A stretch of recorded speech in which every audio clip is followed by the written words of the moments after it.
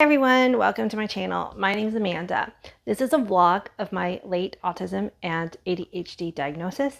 I also have total aphantasia, which means that I don't visualize or experience any of the senses in my mind. And I have a memory disorder called SDAM, which stands for Severely Deficient Autobiographical Memory. And I talk about all of these on my channel. I just realized I'm a little out of breath because I've been chasing my kitty cat out of the room because he wants to be in, but I keep trying to close the door. So then it's been back and forth. Anyway, I've kicked him out. Let's see if he stays out because he was being very distracting and knocking everything off my desk. Anyway, today I want to talk a little bit about my memory disorder because I haven't done that in a while, but I also want to kind of share something that's kind of fun that happened. It's one of those things where it's like, don't want to jinx it, but I also am vlogging my post-diagnosis journey, and I think it's important to include. I just heard him meowing outside the door again. He is determined. He hates closed doors. Here is the fiend who is causing destruction. He does not want to be in the video. Okay, let's try this again. I'm not going to restart this video. I'm only a minute and a half into it, but I've already restarted like four times. Anyway, I'm going to talk about this in a minute. Anyway, I saw this when I was trying to shoo my cat out of the way. Chaos video. Okay. Sorry, I hate wasting your time, guys. Okay, the vlog of my experience and unmasking and learning what it's like to be authentically autistic out in the world, right? So a couple of weeks ago, and I don't remember if I mentioned this on the vlog either, hello memory disorder. But a really good thing about YouTube is that I'm constantly getting new people viewing, and so providing extra context is always a good thing, I feel. And I think that it's kind of egotistical for someone to think that someone is going to remember every single life detail that someone shares with them one time anyway. So I try not to let it worry myself if I've said things before. But anyway, yeah, a couple of weeks ago, I'm having a tangent because I hear y'all asking in your head, well, how do you remember a couple of weeks ago? I'll go over that too. Anyway, I'm in a really good mood today, guys.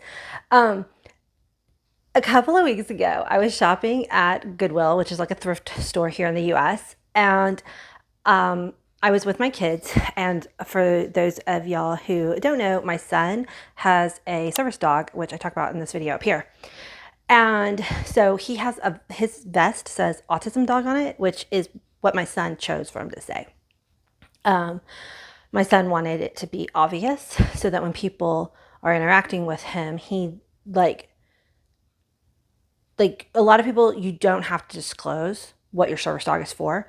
But my son was like, I want that information so that people maybe know how to interact with me a little bit better. Although there's so much ignorance around autism, which is why I'm doing this channel, but I'm getting off subject. Anyway, so service dog with us, autism dog on his vest. So I'm standing there at the shoe department in Goodwill, which the shoes are organized by color. Now these are, thrifted shoes. They're all used. So there's many, many styles, and they are pretty much organized by color. Like all of the sports shoes are in one section, but then like when you have all the dress shoes, it's like all the brown ones, the white ones, silver ones, like that. And so you're having to pick up every single shoe to see if you can find what size it is. And it's ridiculous.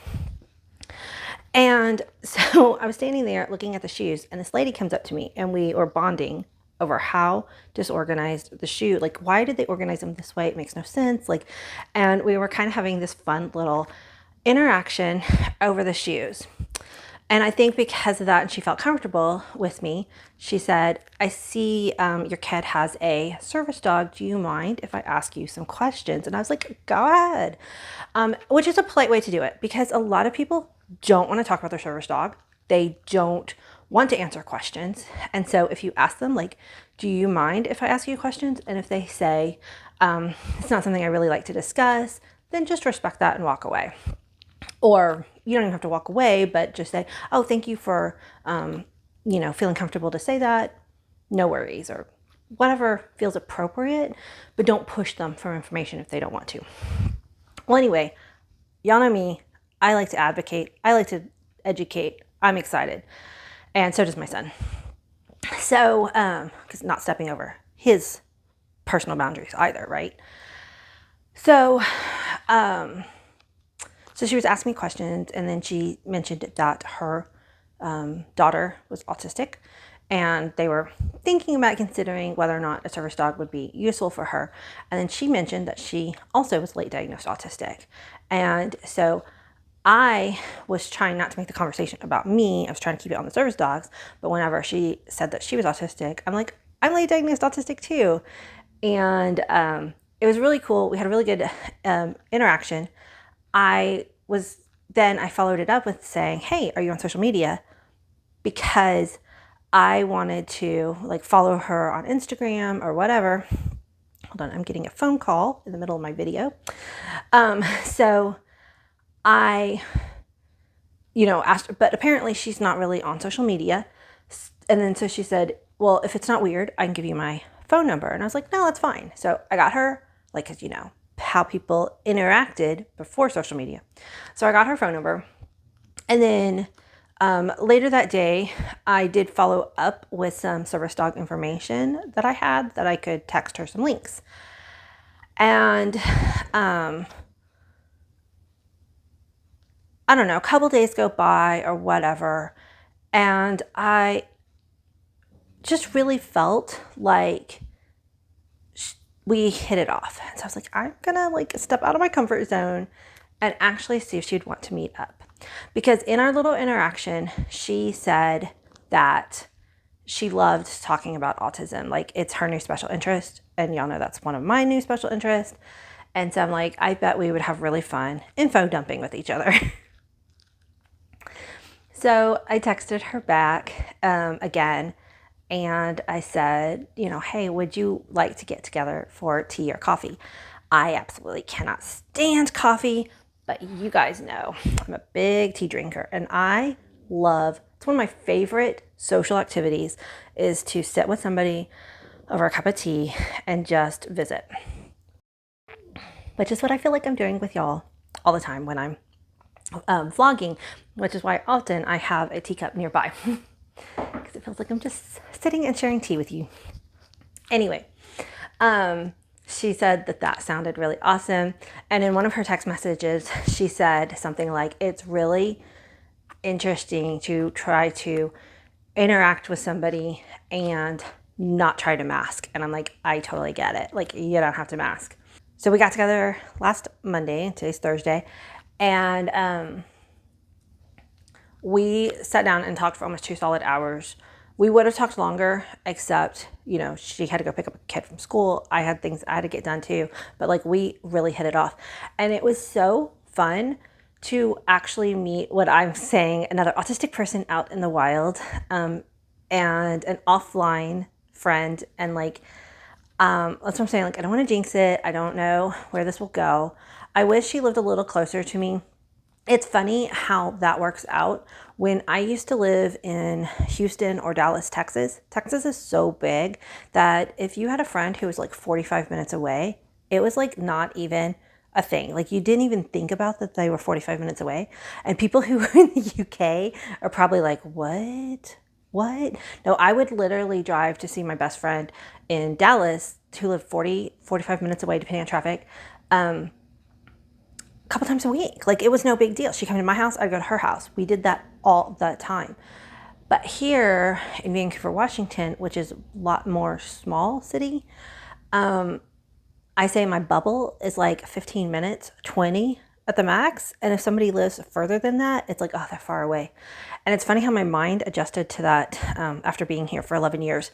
So she lives 40-ish minutes away. I don't know exactly where she lives, but she told me what town she lives in because she's actually a couple towns off. And so it's 40 minutes away. And it's oh, I wish she lived closer. But in the scheme of things, 40 minutes really isn't that far. So a couple of things that I learned from this interaction. One is that I used to, when I was younger and even all the way through adulthood, until much more recently, I really didn't like joining fandoms or wearing shirts with emblems or, I don't know. And I think that was because it's part of your mask.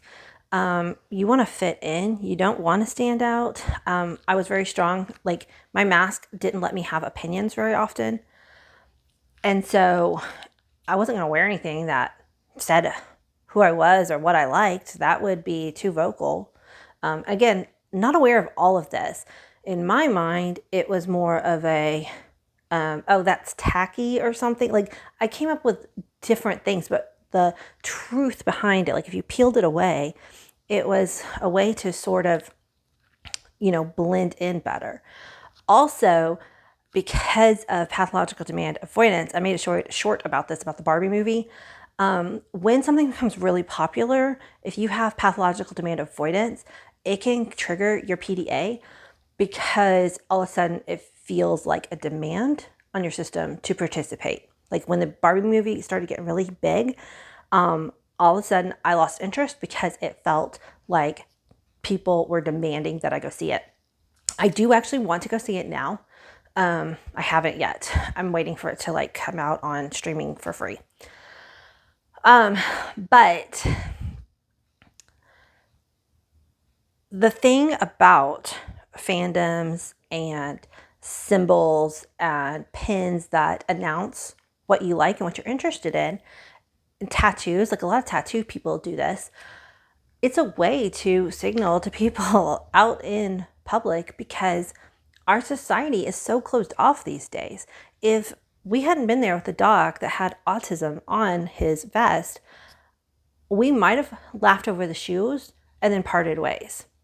So I'm really interested in buying an autism pin that I want to put on my purse or something, because it's like I want to know if another autistic person is going to recognize the rainbow infinity or the gold infinity sign and maybe start, gives an opportunity for a conversation. And same thing with fandoms. Like if, I started to, if I put a Trekkie symbol on my purse, then somebody else who really loves Star Trek might be like, oh my gosh, I love that show too. And it gives you a way to meet people out in public who has a common shared interest with you. Now, one of the things that also can stop people from doing this is I love Star Trek, but I am not a Star Trek super nerd. And so sometimes I feel like I don't belong to a fandom if you're not 100% knowledgeable about it. But, it's okay to be a beginner at anything in life. It's okay. And everyone has to start somewhere. I'm a novice watercolor painter. I enjoy it. I have a somewhat natural talent for it. But I don't feel like I'm an expert watercolor. It's just a fun side hobby that I have. And so I can have a conversation about Star Trek, but I'm not going to get into episode numbers and I forget the names of half the cast sometimes. I don't know the actors and actresses' names a lot of times, but I still enjoy, the subject. So I'm trying to, and the reason why I'm bringing that up is because one of my other parts of mask was being perfect. So it's oh, I wasn't a perfect fan of something, then obviously I couldn't proclaim that I was part of that fandom. And it's okay. It's okay to be a beginner, and it's okay to like something, and it's also okay to change your mind. Just because I'm a Star Trek fan today does not mean that it's something that I always will be, maybe. I don't know. Okay, intermission before I talk about my memory disorder a little bit. I just had to say I'm so excited So I'm starting a Squishmallow collection, I guess. I didn't mean to, but my daughter bought this for me, and it was so sweet because, for a teen to spend their own money on something for their mama, just so happy. And he's really cute. He's a little dinosaur. I haven't taken his tag off yet. That's a whole nother trauma. Beanie Babies in the 90s. Anyway, okay. So memory disorder. When I said I remembered a couple weeks ago, I went to Goodwill. So I have semantic memory. I don't have episodic memory. So that means that I remember facts about things. I don't always remember the actual interaction, the events, the experiential, like reliving the memory. So for instance, when I was talking about us, talking about over the shoe rack, I remember the details. I don't remember our entire conversation.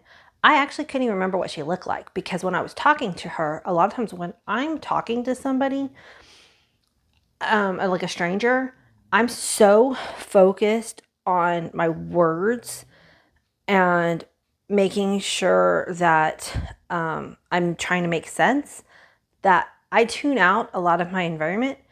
And so I didn't even remember what she looked like. And because of aphantasia, I can't visualize. I can't think later, oh, what did she look like? Let me bring it up in my mind. If I don't pay attention and actually catalog what the person looks like by sort of saying it to myself in my head and noticing it on purpose, then later I won't be able to describe that person. I used to wonder how policemen were able to do sketches. I was like, how? Like if someone robbed me, I would be so focused on the robbery. Unless I could remember to actually like pay attention to what the person looked like, and in the heat of the moment, I might or might not do that. Well, so when I was meeting her for tea on Monday, I'm like, oh my God, I hope I remember what she looks like, because I forgot to text her ahead of time to tell her, I'm not going to recognize you. I thought about that as I was walking into the coffee shop, but luckily she saw me and was like, hey, and I was like, okay, good. But I do need to tell her that because I think it would be funny in retrospect, right? But she is one of the very first people that I have met and disclosed about my memory disorder up front. I used to not talk about it and hide it.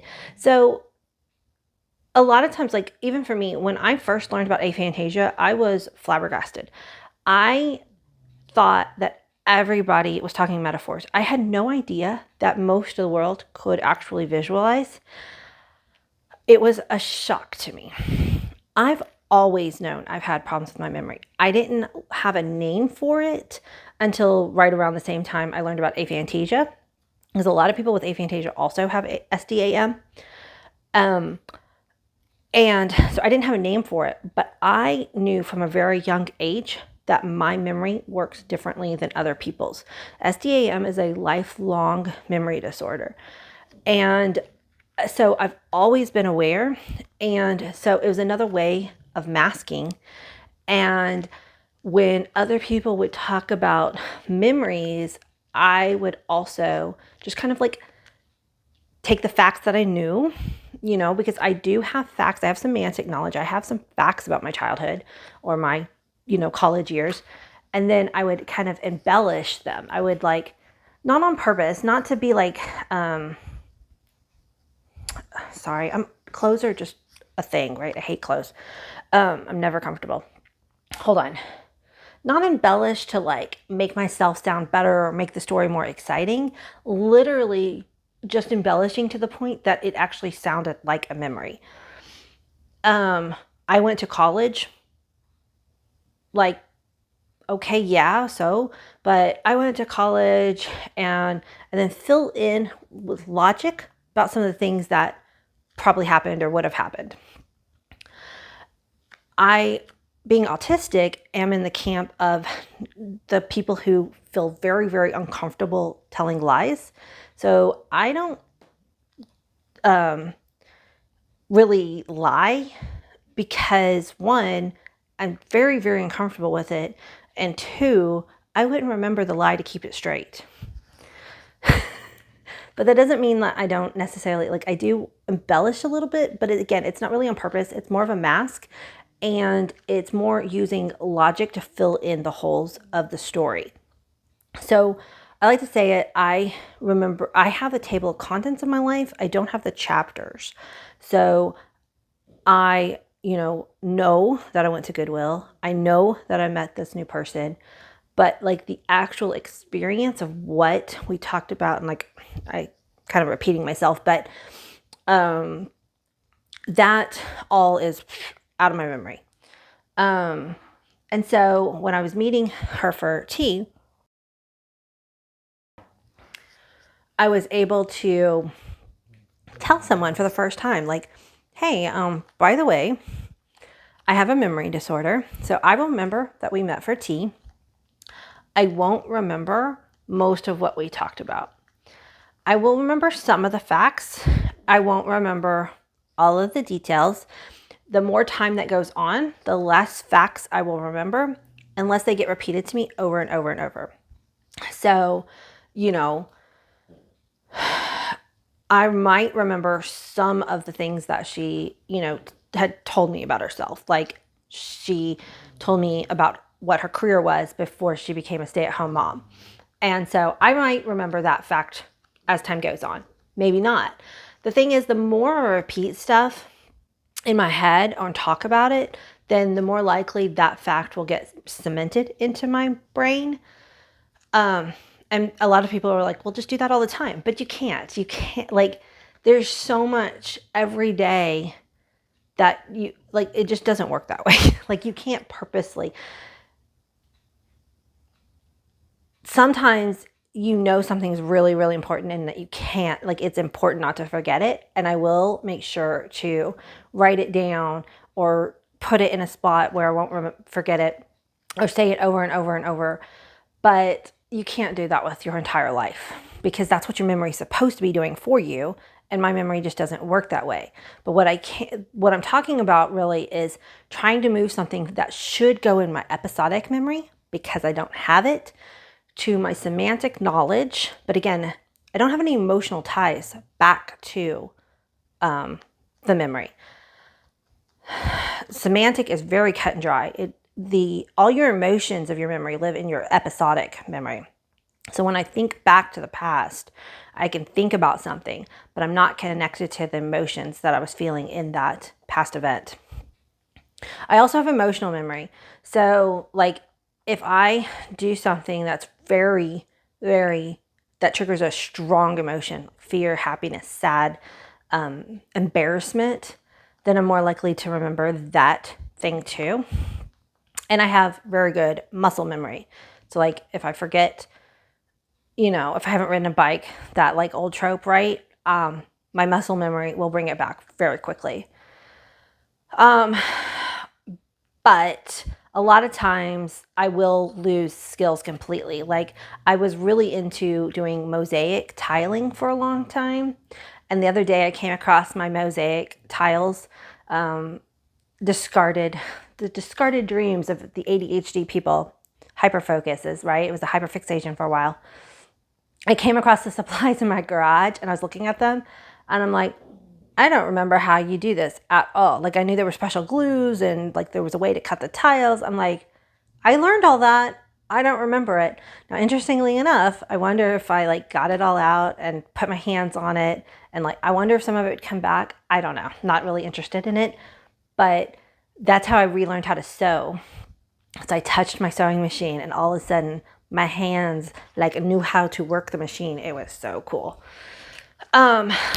Anyway, so it was really fun to be able to, not fun, but freeing, to tell this new lady that, hey, just being truthful. Oh, I have to take this call. Okay, normally I don't stop recording for a call, but I've been doing phone catch up or phone tag with my kid's pediatrician, and she's referring us to an Ehlers-Danlos POTS specialist for my son. And I'm just, oh, someone's finally listening, because my son has, it's very common comorbidity with autism, and he has like all the symptoms, but he's failing the tests that they do. And it's like, so she's going to send us to an expert. Yes. Okay. Anyway. Okay. Double checking my mics are good. Okay.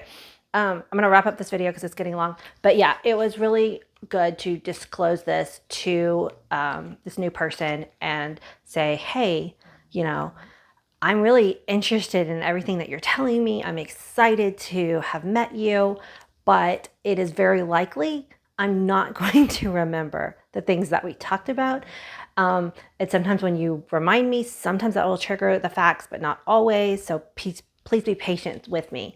And she was like, yeah, no problem. I understand. Thanks for sharing that with me. And it's like, ah, yes, love it. The sun is coming in on me right now. It's very nice.